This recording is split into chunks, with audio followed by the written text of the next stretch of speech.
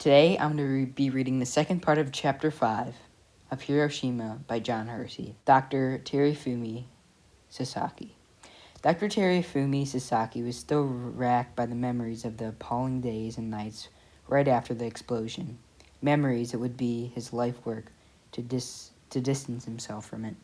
Besides his duties as a junior surgeon at Red Cross Hospital, he now had to spend every Thursday across the city at the University of Hiroshima to chip away at his doctoral dissertation on appendical tuberculosis.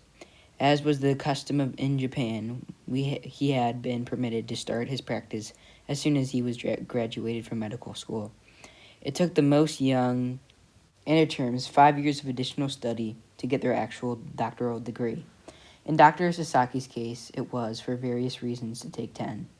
He had been commuting during that year from a small town of Mukahara, where his mother lived, about an hour by train from the city. His family had money, and indeed, over the years it turned out, as it did for many great Japanese doctors, that with the most effectuous medicine for whatever ailed him would be cash or credit. The larger the dosage, the better. His grandfather had been a landlord and had accumulated wide mountain tracts of valuable woodland. His late father, a doctor, had earned good money in a private clinic. During the turbulent time of hunger and crime after the bombing, thieves had broken into two fort-like storage positions next to his mother's house, and many valued heirlooms, including a lacquer box given to the doctor's grandfather by the emperor, an ancient case for writing brushes and ink blocks, and a classic painting of a tiger, alone worth 10 million yen, or more than $25,000. His marriage was working out well. He had been able to pick and choose. There had not been many such eligible young men as he in Mukahara, and numerous marriage brokers had sounded him out. He had followed up some of these feelers. One father of an offered bride had received his agent and turned him down. Perhaps this was because Dr. Sasaki had a reputation of being a very bad boy, tomcat. Some said that he was young, and his father may have known about his illegal treatments of patients in Mukahara in evenings after his work at the Red Cross Hospital, but perhaps it also was because the father was overcautious.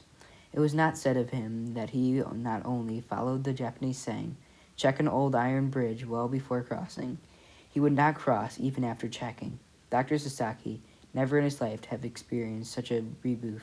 He decided that this was the girl for him, and with two persistent go-betweens, he had eventually won the worried parent over.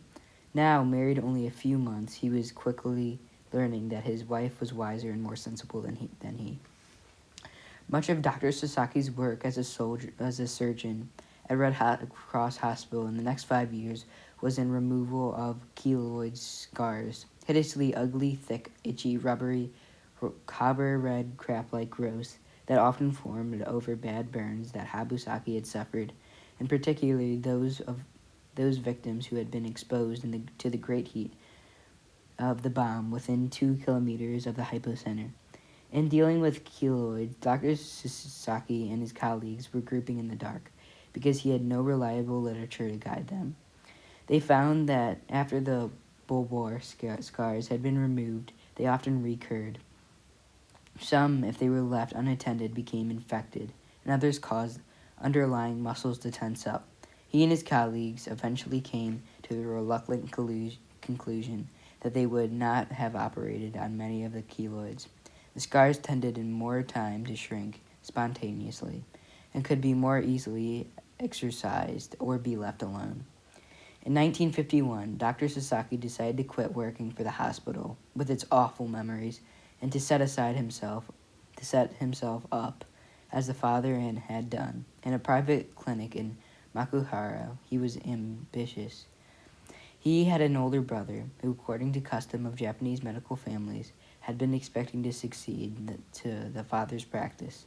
The second son would have to make his own way, and in 1939, urged by a propaganda of the time to seek a fortune in the vast underdeveloped reaches of China, Hirofumi Sasaki had gone there and had studied at the Japanese Eastern Medical University in Tokyo. He had graduated and returned to Hiroshima shortly before the bombing.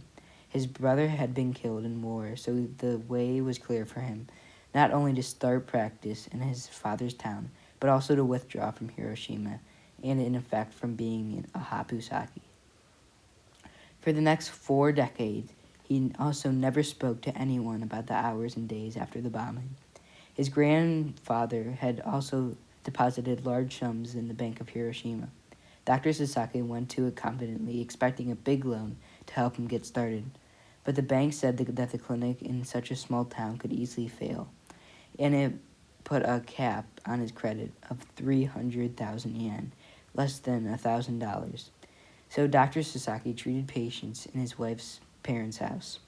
He performed simple surgery on appendixes, gastric ulcers, compound fractures, but also rather daringly practiced even other sort of medicine too, except gynecology and obstetrics. He did surprisingly well. Before long, he was getting nearly 100 patients a day. Some came to him from considerable distances. The bank noticed, and his limit of credit rose to 1,000,000 yen. In 1954, he put up a proper clinic building within a compound of his wife's family. It was a 2-story structure with 19 beds for inpatients and a total floor space of 280 mats. He financed the building with a loan of 300,000 yen from the bank by selling timber from the lands that he had inherited from his grandfather. In the new clinic, with a staff of 5 nurses and 3 on-job trainees, and working himself without pause 6 days a week from 8:30 in the morning till 6 in the evening, he continued to prosper. Long before this, doctors in Hiroshima had begun to find that there were much more serious consequences of exposure to the bomb than traumatic wounds and keloid sores that had been so dramatically visible in the early days. The violent symptoms of primary radiation sickness wore off in time in most patients, but it soon became clear that Habusaki were liable to deeper and far more dangerous sequels from the enormous doses of radiation dealt them by the bomb. After all, it was evident by 1950 that the incidence of leukemia in Habusaki was much higher than normal.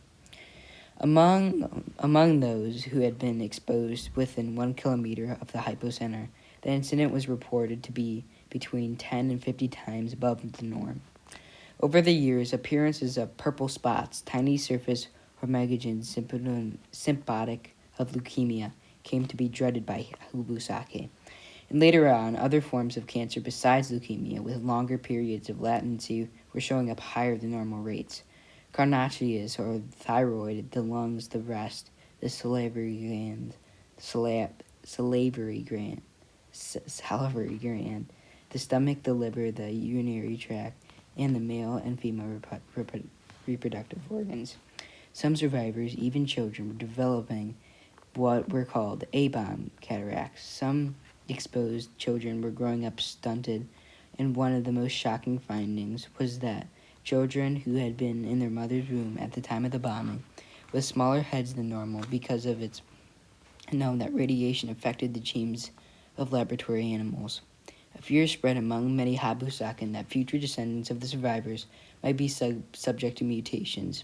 It was the late 60s before analysis indeed showed some chromosome aberrations in Hiroshima and Nagasaki survivors, and it would, of course, take much longer to tell if any effects would be on their programming. There were several alignments less threatening than the cancers that were thought by many doctors, and by most of the people who were subject to them, to have resulted from exposure to the bomb. Several sorts of anemia, liver dysfunction, sexual problems, unicrine disorders, accelerated aging, and the quite not really sick yet undeniable debilitating, of which so many complained. Dr. Sasaki, who had himself suffered nothing but this, paid little or no attention to any of these revelations. He did not follow them closely in the medical journals. In his town in the hills, he treated few Habusakin. He lived in close and present tense. In 1963, wanting to get caught up with the latest developments in anesthesia, Dr. Sasaki went to Yamaha Red Cross Hospital to learn them from Direct General Dr. Sasaki Hirade. As the chief of surgery at Hiroshima Hospital, Dr. Hirade had been Dr. Sasaki's boss there. He had to come down with radiation sickness after the bombing and had moved to Yokohama. Dr. Harado suggested that Dr. Sasaki might as well have a thorough physical examination, taking advantage of the hospital's up-to-minute equipment while he was there, and Dr. Sasaki agreed. A tomographic scan of his chest showed up a shadow in the left lung. Dr. Sasaki smoked. With going into what had been learned about the incident of lung cancer in Habusake, perhaps supposing that Dr. Sasaki would know all such things, Dr. Hirade recommended a biopsy. It was done, and Dr. Sasaki came out anesthetic. He found that his entire left lung had been removed. A few hours after the operation, a ligature of one of the blood vessels into the lung cavity gave way, and Dr. Sasaki suffered severe hemorrhage for nearly a week. One day towards the end of the time, as he continued to cough up blood and grew wearisome feeble, there gathered around him what he constructed as a death watch. His wife, Dr. Hirade, and the hospital matron, server of all nurses, had thanked them and said goodbye to his wife and died. Or rather, he thought he died. Sometime later, he regained consciousness and found himself on the mend. In later years, Dr. Sasaki came to think of that experience as the most important of his life, more important than the bombing. Haunted by loneliness, he had felt that he thought he was dying. He now did his best to move closer to his wife and his children, 2 sons and 2 daughters. An aunt startled him one day by saying, "You are lucky, Terafumi. After all, I wagasta juis. Medicine is the art of compassion." He had never thought about the meaning of this saying, which is held up before all Japanese training to be doctors. He determined thenceforth to be calm and composed and not to leave undone anything he could do for a patient. He would try to be kind to people he detested. He would give up hunting and mahjong. His wife said, "You've reached maturity in your 40s. I grew up when I was in my 20s. He did not give up cigarettes. In 1972, Dr. Sasaki's wife died of breast cancer, the 3rd crisis of his life. He achieved now another sort of loneliness connected with death, and one non-straight and intense. He threw himself more tirelessly than ever into his work. His wife's death and his own near death, together with the realization that he no longer young, started him thinking about the elderly. He decided to build a much larger new clinic where he would practice general medicine. This branch of the compassionate art was attracted by some albus Japanese doctors, and it also to be growing extremely lucrative. As he put it to his friends, who laughed at what they considered his overreaching, everyone after 60 had aches and pains. Everyone as old as that needed massage, heat therapy, and puncture, moxa, and comfort from friendly physicians. They would come in flocks. By 1977, Dr. Sasaki's credit with the Bank of Hiroshima had soared, and it granted him a loan of 19 million yen, or about $80,000. With this money, he put up on land on the edge of town an imposing 4-story concrete building with 19 beds for inpatients and with extensive facilities for rehabilitation, and also with a splendid apartment for himself. He took on a staff of 3 accompanants, 3 therapists, 8 nurses, and 15 paramedics and maintenance people. His 2 sons, Yoshima and Ryu, by now both doctors, came out to help him especially busy periods. He was right about the flocks. Again, he worked from 8:30 to 6 days a week, and he saw an average of 250 patients a day. Some came to him from cities as far as Kure-Ando and Akasu on the coast, and others from villages all over the prefecture.